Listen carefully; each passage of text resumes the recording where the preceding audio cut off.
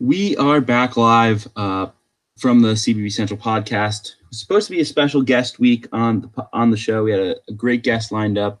Unfortunately, some technical difficulties came up. We're hoping to have him on next week. We'll keep that name quiet until it's all confirmed. But I think you guys will be really excited to hear what our hopeful guest next week has to say. We decided we'd still record a podcast, still put together one of these two deep dive podcasts, Brad, and we've got Notre Dame and George Mason on the docket today. Very excited for both teams. The first four teams that we analyzed earlier in this podcast. They're seen more as more sure things in terms of the tournament. I know opinions on St. John's vary greatly, but LSU, Michigan State, Oregon, those are teams that most people have in their top 25s, or in some cases even their top 20 or top 15. But today we're going to take a look at a couple of teams that most people have on the bubble. Opinions on these teams vary greatly based on last season and who they're losing and bringing back. But I'm very excited to dive into this. So let's dive in on Notre Dame to start it off. Notre Dame had a fairly surprising season last season in a negative way, mostly just due to injuries. Bonzie Colson wasn't healthy. Matt Farrell wasn't healthy. And as a result, the Fighting Irish did just miss the NCAA tournament, but did go 21-15, 8-10 in the ACC. That was good for 10th. Temple Gibbs led them in scoring. He'll return as a junior and be, I think, one of the better players in the ACC. Actually, he did not lead their team in scoring, but he was the most available player, if you will, because Colson missed 10 games and Farrell missed 5. For guys who kind of played the whole season, Gibbs was the number one guy. But Farrell averaged 16 points, 5.5 assists. He's gone. Bonzie Colson, 20-10 when he was healthy. He's gone as well as 11 points and 8 rebounds from Martinez Gevin, who I think was the most slept on 11 and 8 in 25 minutes a game player in the country. Like, I didn't even realize he was that good last season. So 3 significant losses across the board for Notre Dame from a team that was probably on track to be an NCAA tournament team for injuries, but didn't really pan out. Yeah, I think especially because they only had 3 guys who played in all 36 games. It was Gibbs, Gibbon, and then John Mooney, who really stepped into a bigger role as a sophomore. In terms of Gibbon, he's someone who really caught my eye during the World University Games where Purdue participated last summer. Gibbon was on, I think, the Lithuanian team, and he played really well for them. He was someone who played a little bit his first 3 seasons, but really broke out as a senior and was a pretty huge part of this team with all the moving pieces, to play in every game and average what he averaged. And then it was very interesting and very surprising to me that Notre Dame was the first team to not make the NCAA tournament. They were, according to the selection committee after the selection show, they were the last team out that was bumped when who was it? Davidson won the Atlantic 10. So certainly a very unexpected and roller coaster season for the Fighting Irish. Right, and this is a team that at one point was in the top 5 after winning out in Maui, and then just everything fell apart in terms of health. And I mean, that's not to say that this team was going to be a top 5, even top 25 team had Bonzie Colson and Matt Farrell been healthy all season.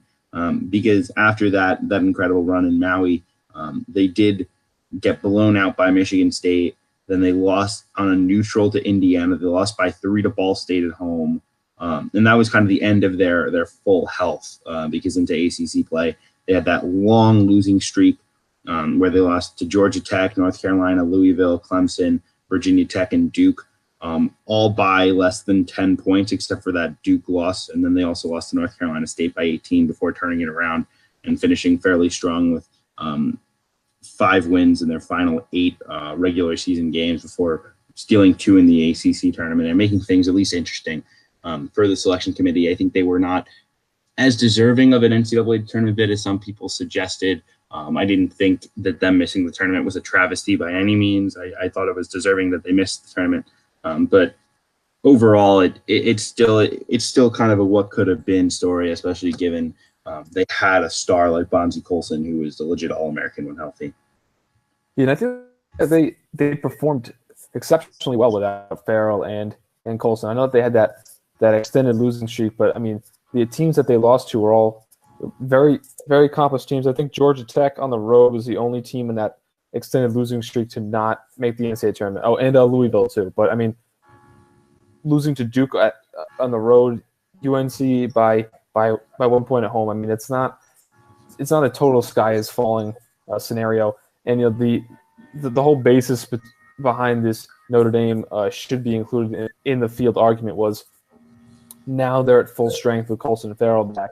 But I mean, we mentioned earlier that they did lose at home to Ball State with a fully healthy roster and to Indiana on a neutral. So that argument, definitely had some holes. I've seen a lot of people with Notre Dame in that 9 to 12 range of the ACC, which I think is appropriate. But the guys who are kind of thrust into a larger role with those injuries last year, now that they have this full season under their belt and can enter the season with a more defined role, I think that's going to pay huge dividends for Notre Dame and why they could potentially be better than the remnants of last year's roster indicate. Yeah, so let's get into this year's roster and specifically the newcomers that are coming into the fold. It's as good a recruiting class as we've seen from a Notre Dame team under Mike Brey. There is 4 top 100 players in this class, as well as a high-level recruit coming in as a transfer, and then kind of a more typical Notre Dame commit, a 3-star fringe top 300 prospect. Let's start with the transfer, Juwan Durham, a former elite recruit out of Tampa, Florida, went to UConn and couldn't get any run there as a freshman, and then transferred over to Notre Dame. He's a guy who I'm really excited to watch after a year of development. And then they have 4 commits in the top 100, as I said. Nate Lazuski, who's kind of a stretch 4, number 63 in the composite 24/7 rankings out of a really good prep program, Northfield Mount Herman in Massachusetts. Robbie Carmody, a competitive shooting guard who can really put the ball in the basket out of Pennsylvania, number 82. Number 83 in the 24/7, Prentice Hubb, a 6'2" combo guard out of Gonzaga Prep in DC, who I'm really high on as an immediate impact guy. And then Dane Goodwin from Columbus, Ohio, who's a number 97 in the composite, a very good shooter at 6'4", as well as Chris Doherty, who's a kind of an undersized 4-man who brings a ton of energy and toughness in the front court. A guy who was looked at as a mid-major prospect for much of his recruitment, and then kind of snuck into the high major ranks with Rutgers offer, and then Notre Dame sneaking in as well. So he's more of a developmental piece who's going to, I think, have to shoot it a little bit if he's going to play a significant role in the ACC. But Mike Brey's been known to take a chance on these hardworking guys, and Doherty certainly fits that mold.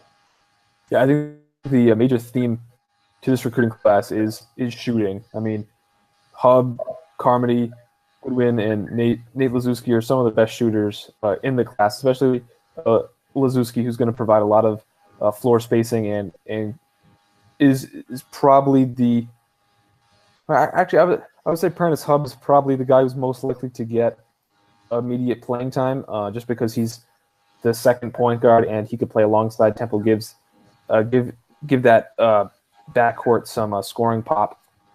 But Nate Lazuski should also challenge for playing time in the front court. Maybe he could even play with Mooney in a smaller lineup that really spaces the floor. But this Notre Dame team is set up really well for years to come. In terms of who they're bringing back, we mentioned Temple Gibbs, who's their best player, really took a step forward with Farrell and Colson out. We also mentioned John Mooney, who's probably their starting 4-man, and they also return a senior in Rex Pfluger, who's kind of like a glue guy, ball mover, can play that two through three, maybe even the four. And then Elijah Burns and Nick Jogo could potentially see a bigger role this year. Burns is a pretty athletic big man who could see some time at center. Played a little more last year as a sophomore. And then Jogo, he's kind of like an athletic, kind of like a Chetty Osman type from the Cavs. Probably going to bolster that bench unit with some experience. And then lastly, DJ Harvey, who missed a lot of time. He missed almost half the season last year with injury, and injuries could be a problem again this year for him. According to what's been rumored, he's another multi-positional guy who can put the ball on the floor a little bit. He can score. He's an important piece for this Notre Dame team. And Harvey's a former top 100 recruit who I was really looking forward to watching out of DeMatha. He's a guy who I think would have been projected to really take another step forward in this game, but he's having microfracture surgery this offseason. Mike Brey is hopeful that he will return for the start of the season, but it certainly takes away any of that development time that you really look for a freshman rising sophomore with Harvey. And so I think this really brings us to an interesting point of how does Notre Dame craft this rotation? And Mike Brey's really been about player development and guys, stepping into bigger roles from year to year, rather than just bringing in freshmen to kind of replace guys before they've even or recruit over them to a certain degree. But this year seems a little bit different with the amount of talent. How do you think Mike Brey balances this kind of returning bench unit, stepping into starting roles versus this high level recruiting class? Yeah, so I think he's obviously very accustomed to having these freshmen play smaller roles, and then gradually, by the time that they're a junior or even a senior, they become like stars in the ACC. Guys like Steve Asturia, VJ Beecham, Matt Farrell barely played his first few seasons. But then there are also guys like Temple Gibbs, who I think played a pretty significant role as a freshman. I think it was like a sixth man, and like Bonzi Colson too came off the bench as a freshman. And gave some real meaningful contributions. I think the bench. I think Durham probably is the first player off the bench just because he can play the five. He's a total flyer. I mean, he had so many injuries in his high school and during his time at UConn. He can space the floor. He's very skilled. And that's something that Notre Dame could really use at that center spot. A nice contrast to Elijah Burns. So I think he's probably the most likely to receive big minutes off the bench. And then I think Prentice Hubb will probably be in it as he's the only other point guard. Lozewski, and then to round it out, you have for that ninth spot, you either have a returner in Nick Jogo, or probably a guy who can really shoot the ball in either Robbie Carmody or Dane Goodwin. I think I'll go with Carmody for that ninth man. You feel like either Carmody or Goodwin red shirts just because they are very similar players on paper. It would seem kind of redundant unless one kind of carves out a starting spot, which I don't really anticipate. It would seem a bit redundant for to be kind of sitting in that bench unit. It would seem like one's going to get playing time and one might not. As far as their starting unit, I think you have to assume that that Mooney starts, that Temple Gibbs starts, obviously, and that Rex Pfluger starts. So I think that's three starters right there. And then from there, how do you build out this rotation? Mooney at 6'9", 245, but doesn't really protect the rim. He's more of that stretch big guy. Probably more like a 4. I think you could see Juwan Durham play next to him and start at the 5 right away, and have a lineup of maybe Gibbs, Pfluger, Mooney, Durham, and then I could even see them start Prentice Hubb right away and have two guards who can handle the ball in the backcourt. And then you have off your bench, you have Harvey, depending on his health. I think he's a starter if he's healthy. I just don't know that he'll be healthy right away. So I'll say he comes off the bench. Jogo off the bench in a rotation spot. And then obviously Burns gets some front court minutes along with Lazuski, and then a reserve guard in either Goodwin or Carmody. Yeah, I think, trying to project like a more functional lineup, like we probably need to assume that Harvey's gonna, if not miss the start of the season, at least miss some of the preparation. Which, even though in terms of full potential and like full talent, like when healthy, he would be one of their best players and one of their obvious starters. I think you are correct that it could make more sense to start a guy like Prentice Hub and then move Pfluger down to that 3 spot where he doesn't have to do as much ball handling and creating himself. I could see Burns making one of these upperclassmen jumps that Notre Dame players usually make with their big men. I mean, they're probably the biggest example of a team where the first couple of years the bigs hardly play, and then all of a sudden it's just boom. The big man's in there. Maybe it's a game later in the season they're like a sophomore or a junior and they have a big game, and then that kind of propels their career going forward. I remember I think it was Tom Knight, was a former Notre Dame big. It was like a mid-conference game, and he just like went off, and then they had either a starting center or a valuable reserve from that point forward. Right, and I don't know that Burns though is necessarily a 5, and that's kind of where it's interesting. Is Durham isn't necessarily a 5 either. They don't really have 5s on this roster, and they don't really have any true point guards. They have a lot of kind of they have combo guards who can score the ball, and they have lots of like versatile forwards who play the 4 more naturally and can step out and shoot it. And I'm really interested to see how that impacts not only their defense with a lack of potential rim protection, although Durham can provide some of that with just his length on the weak side. And then obviously looking at the point guards, how does the ball handling get split up? Rex Pfluger actually had averaged 3.2 assists per game last season when he got shifted more over to the 2 guard spot later in the season with the with Farrell's injury especially. He had the ball in his hands a fair amount, so he's a better passer than I think he gets credit for. And so now it's just kind of a situation of how do you balance this front court where you have Burns, who's more of an athletic 4 who rebounds the ball pretty well, versus maybe like a stretch guy like Lazuski. And you also have to balance, potential versus production. When you're Notre Dame, you're trying to win every year, but this is a year where they're developing these young players because everyone key other than Rex Pfluger should be back next season.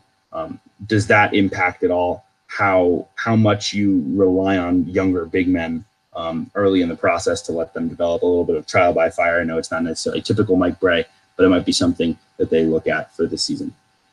In terms of Pfluger, though, he's not really like he gets assists from like ball moving. Like he doesn't do a ton of creating on his own. He's more of just like like he's not gonna like break his man off the dribble and like create a shot for someone. Like he'll get assists, but it's more out of like the system. At least that's what I've seen from him in the times I've watched Notre Dame. And I don't necessarily know that Mike Bray cares too much about having a traditional center. I think if they can get that offensive advantage, like in 2016-17 when Colson was their primary 5, makes them such a dynamic offensive team and a team that other teams really have to adjust and account for, where they had like the 2 wings who could shoot, and Pfluger and Steve Asturia, and then they used VJ Beecham at that undersized 4, and then they had Colson at the 5. That was a very dynamic offensive lineup that really spaced you out and shot the ball exceptionally well. Yeah, I think it's a pretty good call, and it's going to be hard to really project this rotation too much until we kind of get those fall camp reports of who's looking at getting minutes, what guys are in that position to get those minutes. But I mean, overall, I think you have to like the direction that this program is going, and I think you have to like the direction with which they're recruiting for the future. They made the top 6 for Joe Girard. Now, they may not be the favorite for the top 100 shooter from Glens Falls, New York, but they're certainly in the mix. Isaiah Stewart's a target of theirs, who's a 5-star big man, who's from Rochester, New York, and playing at La Lumiere. They're recruiting a different level of player than we've seen in the past. I think that has to be a great sign for Notre Dame. Now the question, can they consistently finish the job with these guys, or do they fall into the kind of John Beilein trap? Does Mike Bray fall into the Beilein trap of, because you're more of a player development coach over 4 years, you struggle to get some of these higher level recruits? Yeah, because I mean, neither Michigan nor Notre Dame is going to have any problems bringing in like 4-star guys. It's taking that next step in and adding in Isaiah Stewart or like one of these top 10 one and done or a 2 and done guy that could really bolster a veteran roster and inject some talent in there. And this is an exceptionally difficult rotation to try to figure out. But I mean, if it was an easy one, we would not have anything to talk about. So I'm okay with them with trying to predict the top 9 end up looking wrong when Dane Goodwin's like the starting shooting guard or something in February. But and then in terms of these fall practice reports by like your John Rothstein and stuff, I came across something from last off season where John Calipari in October said that the best player on their team was William Gabriel. So these practice reports can have some sort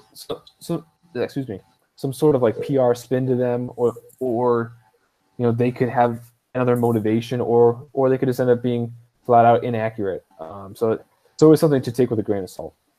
Yeah, that's definitely true, especially with Rothstein. I think the media, the coaches use Rothstein to get what they want out there. So I think Calipari wanted to kind of fuel to the fire his younger guys. And not only that, but kind of give him an excuse when the younger guys struggled early. I think he understood this was going to be a learning phase team, and he wanted to say, no, these guys aren't ready yet.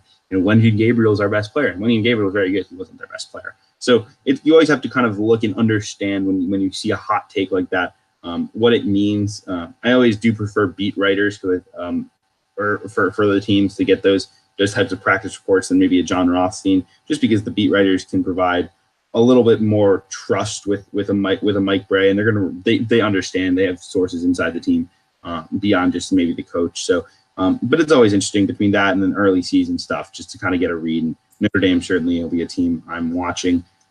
So Brad, what do we think of this Notre Dame team this season? Do we think it's an NCAA tournament team? So I have them right outside the NCAA tournament as like a first 4 out or a second 4 out type of team. I have them I think not 9th in the ACC.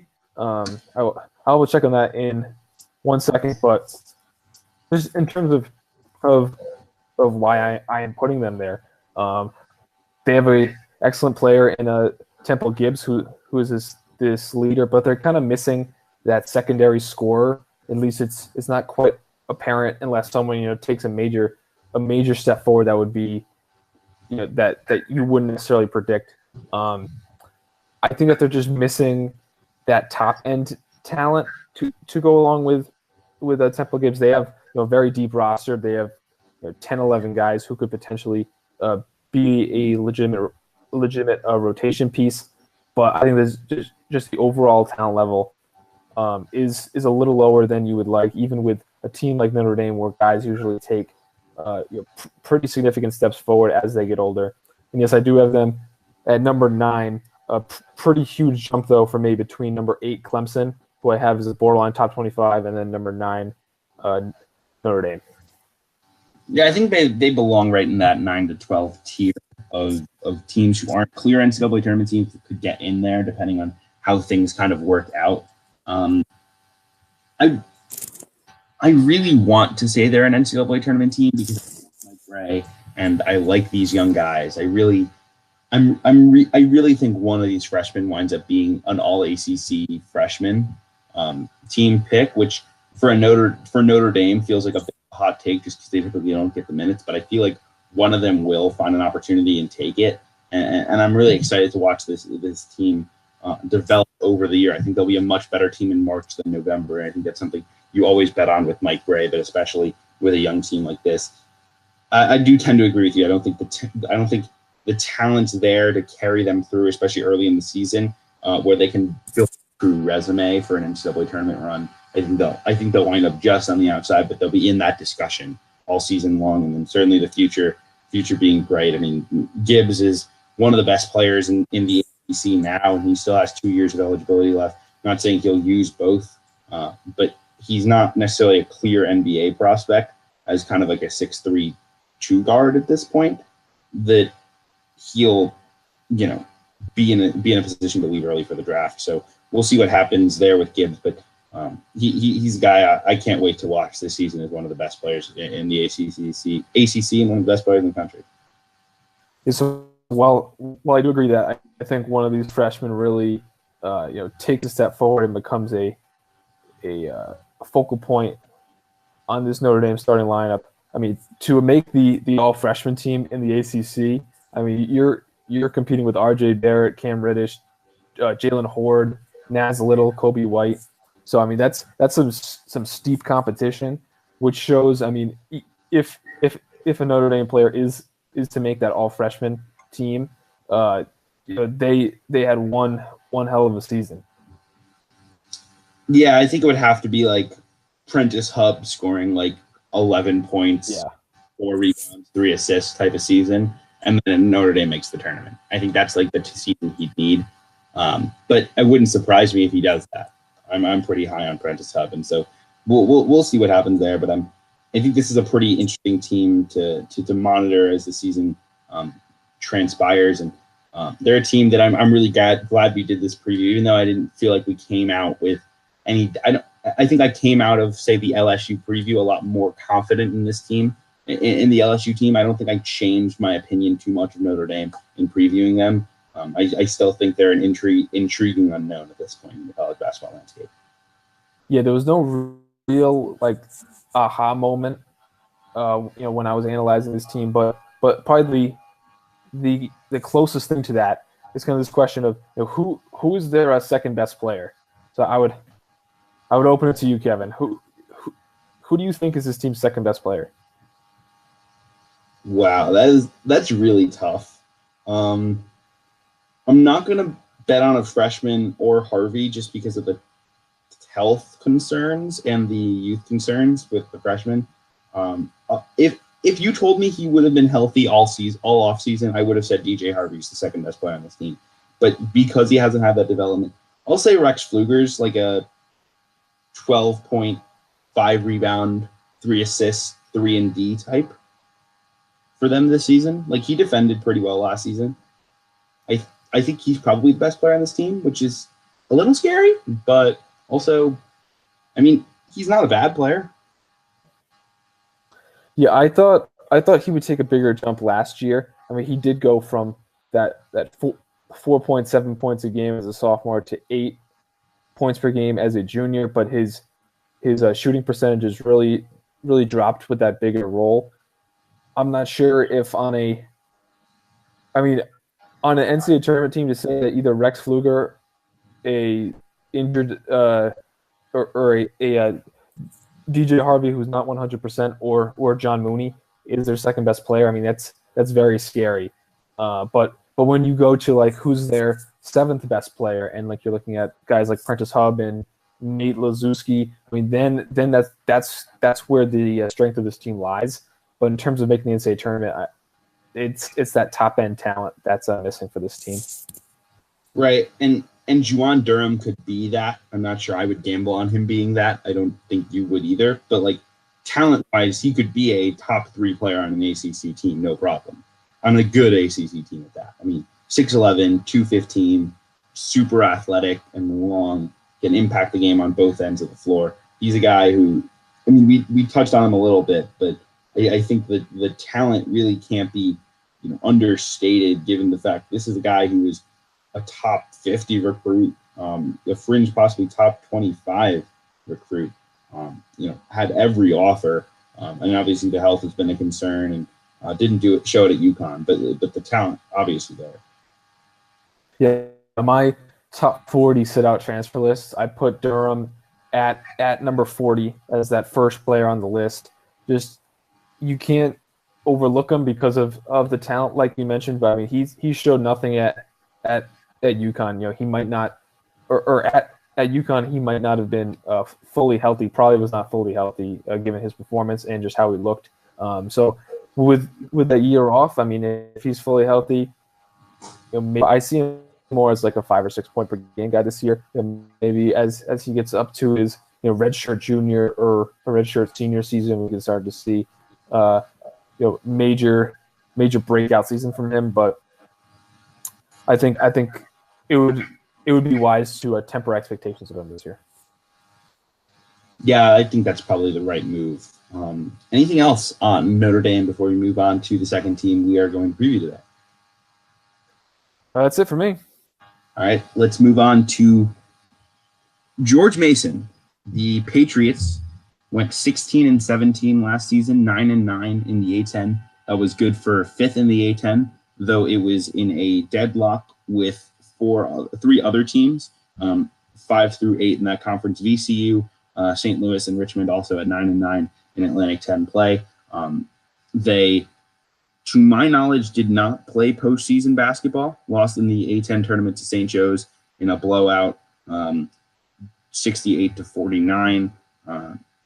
But the exciting thing about this team is that everyone's back. The not exciting thing is this was a flawed team last year. And so how do we come to grips with that as in an A-10 that's clearly full of question marks for next season, I think would be the best way of putting it.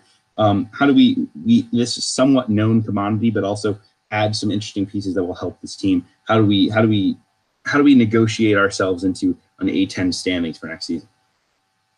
It's very interesting because you mentioned that they do bring everyone back, and they were 9-9 in the conference, but in terms of KenPom, they were 220th in KenPom, which put them as the second worst team in KenPom in the conference, only in front of Fordham. So with this unbalanced schedule, sometimes conference standing isn't a totally reliable way to judge how a team performed. But I think the most intriguing thing for me is they add Jared Reuter from Virginia. He was a former backup center there at Virginia, but he was a top 150 recruit. So I think at George Mason, he'll be able to kind of show more of his offensive abilities than at Virginia, where he's pretty much used as like a screener and as like a guy on like the offensive glass. I think he could really solidify this front court that was often playing guys out of position and playing a extremely small lineup with like Gunnar Marr at the 5. He's more of a 4, and then you can move a guy like Greg Kaliks to play a lot as a freshman last year to like that backup center role. I think it adds a lot of balance, and it is the main reason for optimism for this team. Yeah, and you touched on, just real quick, I wanted to go back. You touched on their KenPom ranking at 220, coming in 5th in the A-10. They were 5th in KenPom's luck metric, and they won on multiple buzzer beaters last season. There was a bit of magic with this team. They were very undersized. They had almost no depth, and they solved some of that problem with the recruiting and adding Reuter. Reuter, I'm excited to see what Reuter can do because he's really an old school throwback type of player where he's not really a rim protector. He's kind of this undersized 5 who's very burly, but finishes well around the rim, and he's going to get a ton of one-on-ones in the post because George Mason has so many good guards who can spread you out that they'll get a lot of 4-out-1-in looks where Reuter can catch the ball one-on-one in the post and use his physicality to get to the rim and score basketball. Bringing back in this backcourt, Otis Livingston is one of the best players in the A-10, averaged 17 points, 4.5 assists.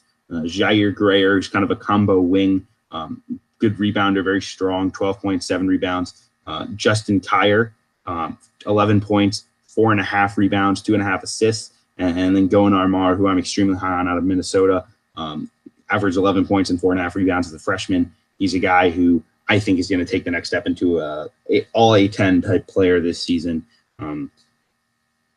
They don't have a very big name recruiting class coming in. I think obviously the big name coming in is Reuter, but we should touch on them real quick. So I'll give you guys the rundown there with this George Mason incoming group. They have 3 commits for this class. They have Jordan Miller, who is a 6'3" guard out of nearby Purcellville, Virginia. Was one of these under-recruited guys who had offers from Towson, Radford, Drexel, High Point, and Campbell.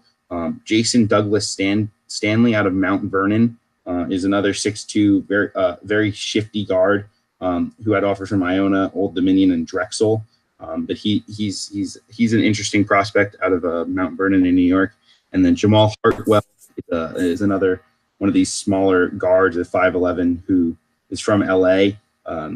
These are these smaller guards that Coach Paulson has really liked at George Mason. None of these guys to me look like instant impact guys, but they just do provide a little bit of extra depth. I mean, this team ran pretty much 7 deep last season, so just have extra bodies at the end of the bench who can play 8-10 minutes would be a big lift. Yeah, so Miller, I was watching some highlights just to kind of familiarize myself with him, and I'm watching like this guy's not 6'3", but he on a 24/7 they had him at 6'3". On the George Mason roster, they have him at 6'6", which makes a lot more sense. He really looks like a prototypical kind of combo forward. And Jason Douglas Stanley is more of a catch and shoot, kind of like a shooter type of undersized 2 guard, and then Hartwell is like a scoring guard. I agree. None of those 3 are really gonna. Well, I shouldn't say that, but I don't think any of those 3 are gonna play a huge role this season, just because they bring back their 8 rotation guys who all played, I think, at least 17 minutes a game, and then they add Jared Reuter, like we mentioned. That's a pretty logical top 9 right there. The thing that scares me the most about George Mason, we mentioned that they were 220th in KenPom with a down A10. I think the A10 is actually gonna be a lot better, especially in that middle and in the bottom next season. But they were also very injury free, which I'm sure contributed to their luck rating. AJ Wilson, who was like their 8th man, he missed 2 games, and Jair Greer missed 1. And I don't know if that was injury related or suspension or whatever, or just a DMP. But to be that injury free, to still be that bad, and then to expect them to make this huge jump to like a bubble team, which would be going from like 220 to like 50. That's an enormous jump. Similar to one I think a lot of people thought UNLV would have last year, and they weren't able to make that jump despite adding a lot of talent.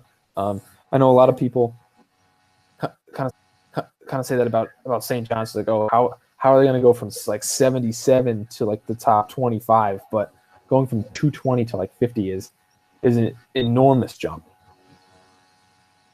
Yeah, that's a pretty good point. And I think for me, a lot of it is this team was so flawed last season by just not having a front court. Their front court last season was Goan Armar, who is a very skinny 6'7" kid, who is really more of like a combo 3-4. Like a stretch 4 really is his probably natural spot in college basketball. A freshman in Greg Calixte, who gave them some okay minutes as a freshman, but he was not ready to play A10 basketball, and certainly not ready to be a 20-minute-a-game player, which is what he had to be. They also had AJ Wilson, who's just like very undersized, big guy who just out of the gym, and so he provided a little bit of rim protection, and so just adding Reuter just makes their offense just go so much more smoothly. And to injury point, I will say both Greer and Kier were both beat up last season. And I noticed Livingston was run into the ground playing 37 minutes a game. Got guys were beat up throughout the season. They just played because they had no other option. And I think obviously severe injuries can happen, but these guys will play better and more efficient basketball, I think is one of the arguments that a George Mason fan will make, given that they have just depth behind them and they don't have to play every minute and they don't have to be relied on to do as much rebounding and guarding bigger players. Jair Grayer is 6'4" and physical, and he guarded a lot of fours last season. And now they'll have Reuter and they can switch more onto fours. That'll just give them a lot more flexibility. That'll give Grayer a lot less stress on the defensive end, give him a lot more energy on the offensive end. So I think those are some of the small things that you don't really think about that could improve this team just by Jared Reuter's presence beyond he's actually a very good A10 player. Yeah, I agree 100% because when I was going into the research, I had George Mason as my second team in the Atlantic 10. Then I start and I get a little worried, looking at some of these KenPom numbers. But then the more I dove, then I kind of went back to where I was before and was high on them again. Mostly because of the synergies that Jared Reuter creates in this lineup. You mentioned a lot with the roles that Mar and Grayer and everyone were forced to play. I mean, they have a nice four-man front court now with Mar, Reuter, Kaliks, and Wilson, who can all play together. They can all mix and match. Maybe not Reuter and Greg Kaliks, but for the most part, you have a lot of options there. The depth is much improved. They're only 337th in bench minutes last season, and Reuter will fill that void, therefore pushing some guys like an Ian Boyd or Kaliks who got some starting minutes last year to be a very very experienced, very proven reserve that maybe a lot of teams in the Atlantic 10 don't have. And then another thing to really focus on is they were 339th in experience according to KenPom last year, an average experience of under 1 year. So just not only having these guys playing together for another year, but guys who were very inexperienced in Division I college basketball, completely running it back and adding a legitimately talented transfer. I think there is a lot of reason for optimism, despite some of these concerning numbers based on their roster last season. There's so many quirky stats about this George Mason team. That was the biggest thing I came away in my prep for this. This George Mason team won the rebounding battle last season, which would seem shocking given how small they were, what a lack of depth they were. They actually in A10 play, they won the rebounding battle slightly, and then they also won the rebounding battle overall for the season. And this team was very low in assists, which makes very little sense when you have lots of guards who can score the basketball. So I think they definitely need to improve on the ball movement side. They also had the best free throw defense in the Atlantic 10, which is always an interesting statistic. I don't know if it's really important or not, but I mean, I guess team shooting badly from the free throw line against you, it certainly matters statistically in a game and certainly factors into their luck. Next season, does everyone start hitting 75% from the line against them, and that costs them points every game? I mean, we'll see. They were pretty bad defensively, though, and I think Reuter helped with that just by matching up better in man-to-man. So I think that'll be a benefit, as well as just being able to foul and not worry about not having enough players to play the game. That's always big. So the thing I've been trying to do with this George Mason team as I project them is look at everything that they did poorly last year and see how Jared Reuter's addition, because pretty much he's the only impact newcomer, changes that, and how much can they improve it just by running it back, and then how much is actually just a flaw of this team that won't improve. I think they need to move the ball. I think that's the first thing.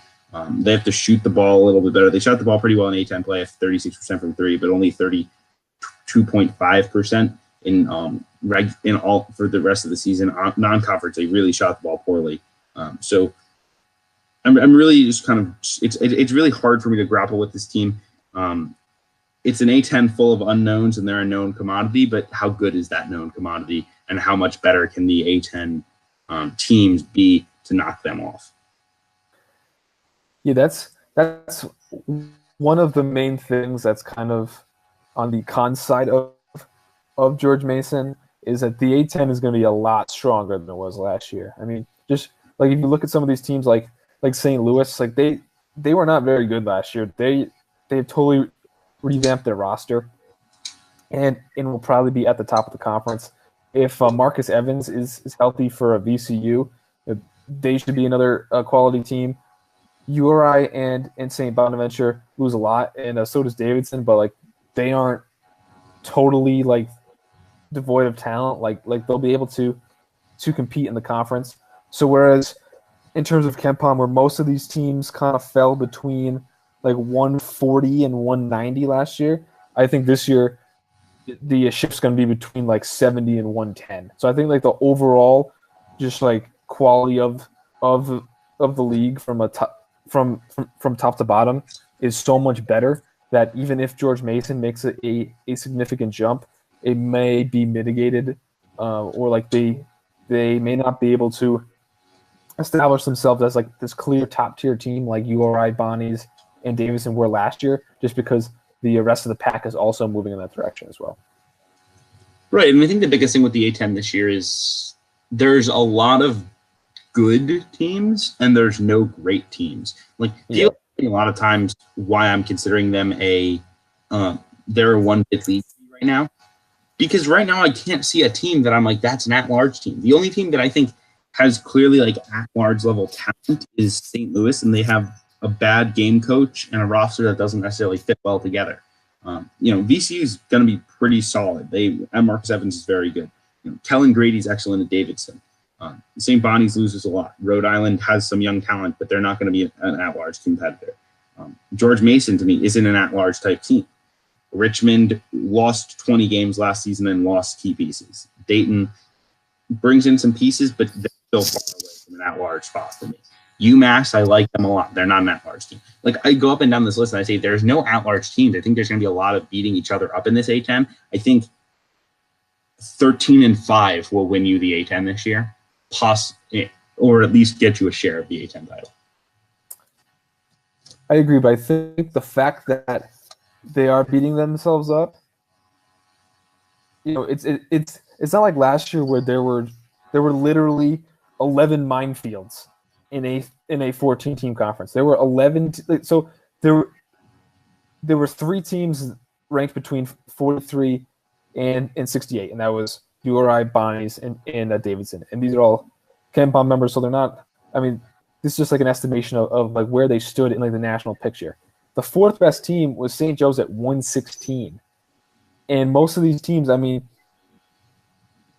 most of these teams are in that kind of latter half of the 100s. And if all these teams kind of move into the front half of the 100s, like the high double digits, like being like in the 80s or 90s, those games will be worth more to the selection committee, especially the road games. Maybe even some of these games become quadrant 1 games, and most will definitely be quadrant 2 on the road. So the beating each other up won't have as big of an impact. Kind of similar to like the Big East usually, where the Big East can beat each other up and still be at large. And still have 6 or 7 teams that are 10-8 or 9-9 and qualify to be an at large. Whereas the A10, I think the beating each other up in the middle will give them a lot of NIT teams. So just not the same level, but I don't think that beating each other up will be as damaging as it was last season, where there were just pitfall after pitfall. Right. I think that's pretty fair. I question how much the committee will truly value a quadrant 2 win of, oh wow, you beat George Mason on the road. Like to me, like I don't know how this league assembles at large bids. And I don't think any of these teams are good enough where they'll make a huge dent in the non-conference. I know I saw George Mason, one of the reporters who covers George Mason, I believe it was Tyler Byram. Let me try to pull up the tweet real quick. Yeah, Tyler Byram. He tweeted out this morning like a schedule update. They have Georgia Southern at home, NC Central at home, at Kansas State, at Georgia Southern, So they have like a home and home with Georgia Southern. And then they have at William and Mary. And then they have Cincinnati. They have either Ole Miss or Baylor. Those two games were the Emerald Coast Classic. And then they have reportedly American, Wagner, and Navy. They have really no at-large chance unless they steal 2 of 3 of Kansas State, Cincinnati, and Ole Miss/Baylor. And I don't really see them doing that. So, like, this is one of the teams that we project as a premier A10 team. They're not going to come close to an at-large bid in my estimation. I see them more like a 75 10-bomb team this year, where they're like competitive and will be like a 12 or a 13 seed if they make the NCAA tournament. Yeah, I have them right around the cut line. It's a very aggressive ranking, but there's just so many teams in like that kind of bubble to NIT tier in the A10.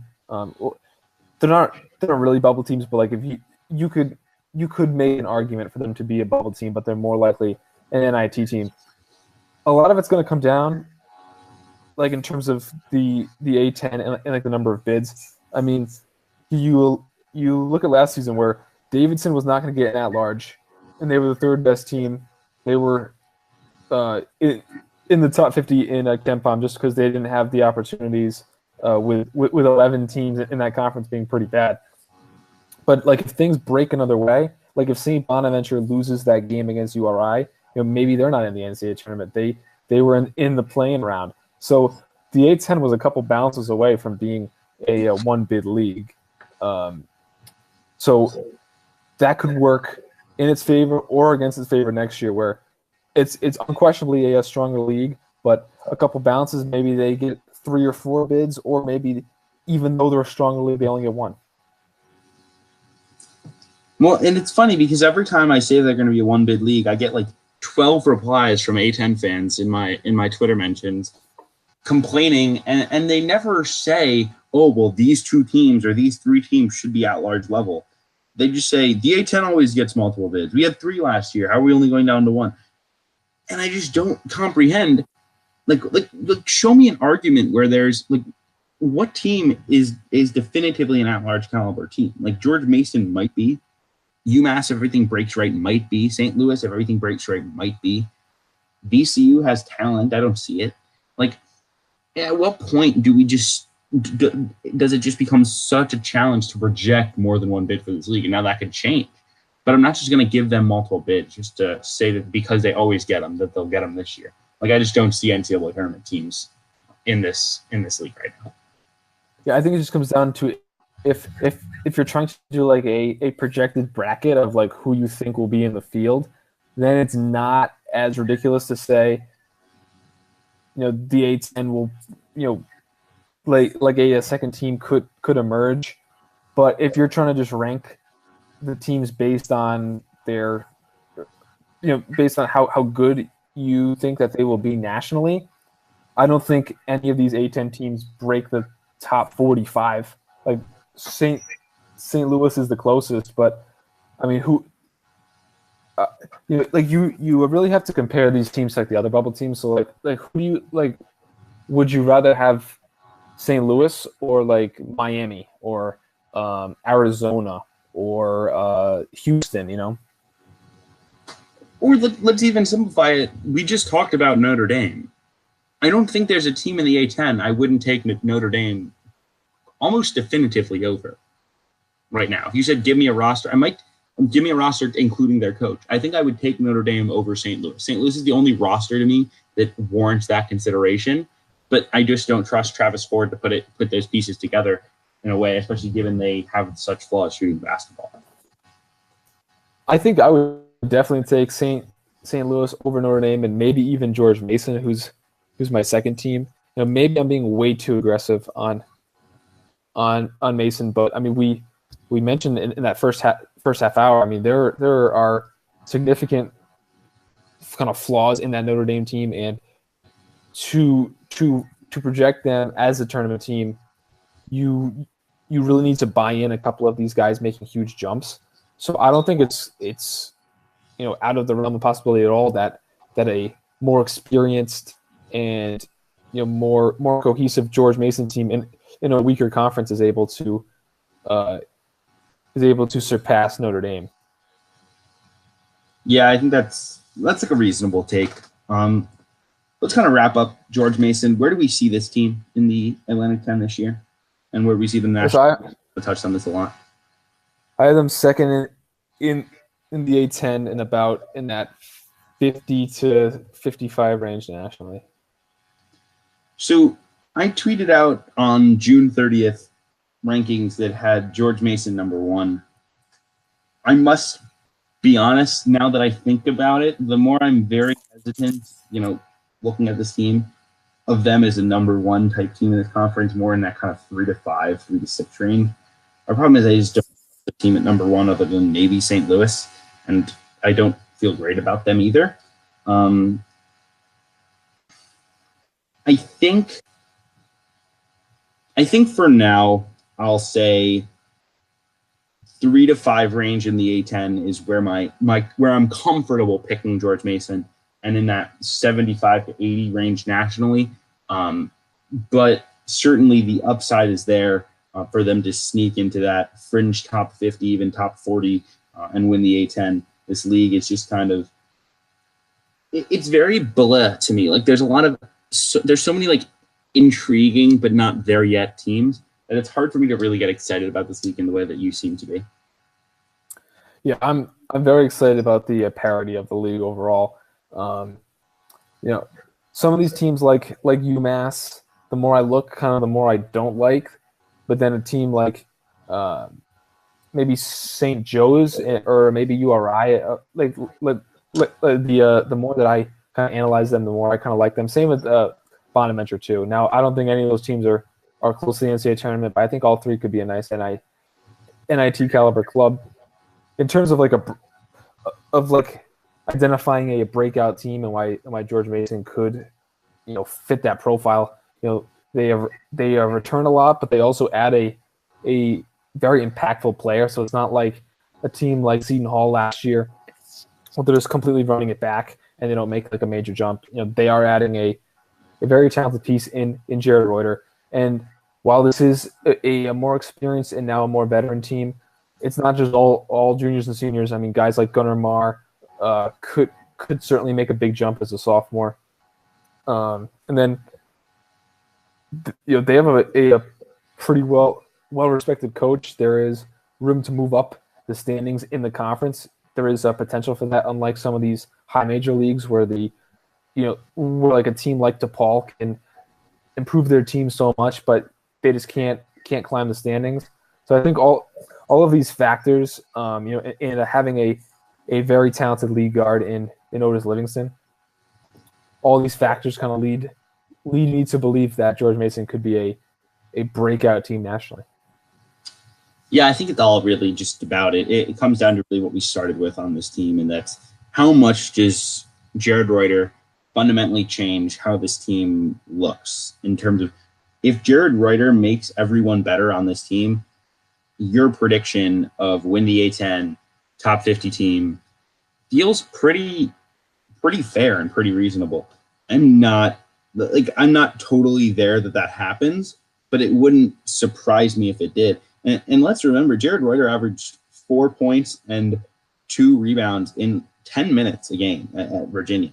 I mean, even if you just per 30 that, you're talking about a guy in the 12 point, 6.5 rebound, 6-7 rebound a guy in the ACC. Now, if you per 30 that in the A10, I mean, you're talking about a high impact player. And now how much does his impact change George Mason? We'll see how that offense really develops. I will say the best big that Coach Paulson has ever coached is Mike Muscala, who was a bit more of a stretch big, although in college he did play back to the basket a bit more. So I'm really intrigued to see how does it all fit together into one kind of puzzle, into one winning team at George Mason this season. Absolutely, and I think that'll wrap up our George Mason discussion. One of the more interesting teams. The more that we do research on these teams, the more I just want this this season to come. I probably have about 1 or 2 more months left in me before I get really antsy for college basketball to start up again. Yeah, the other day I was like sitting at home and I was thinking about all like the trips to games I could try to make this season. I was thinking about like once I'm home from school, doing like a 7 games in 2 days trip to Atlantic City and Mohegan Sun for like a quadruple header and a triple header in December. I was thinking about, well, how many Loyola games should I go to? I'll be at all the Northwestern games. How many will I cover? You know, this and that, and all these games I'm trying to get to. And what will I have? What? And I was like, teams haven't even released schedules. This sucks. We're still 4 months away. So it's always good to kind of chop it up here and break down what we've got. And I think in those 2 months we'll begin to getting close to practice really getting underway, and international trip info should be coming out soon enough for us to start making hot takes about that, Brad. So the wait will be over before we know it. We're over halfway there. Yeah, so I think if it starts November 6th, we have 3 months and 2 weeks. Pretty much, yeah. That's pretty hard to swallow, but pretty exciting nonetheless. And I believe that will wrap us up for the podcast today. Thanks always for listening. Always hit us up on Twitter, hit us up in the comments if you have teams you want us to discuss. We may not have a deep dive next week just because we're hoping to get that special guest, which we will share with you as soon as we can. Hopefully early next week. Recruiting does put a wrench in those plans, but we're hoping to get him on as soon as we can. And it'll be an exciting time for the CBB Central podcast. And keep listening. Thanks as always, and have a great day.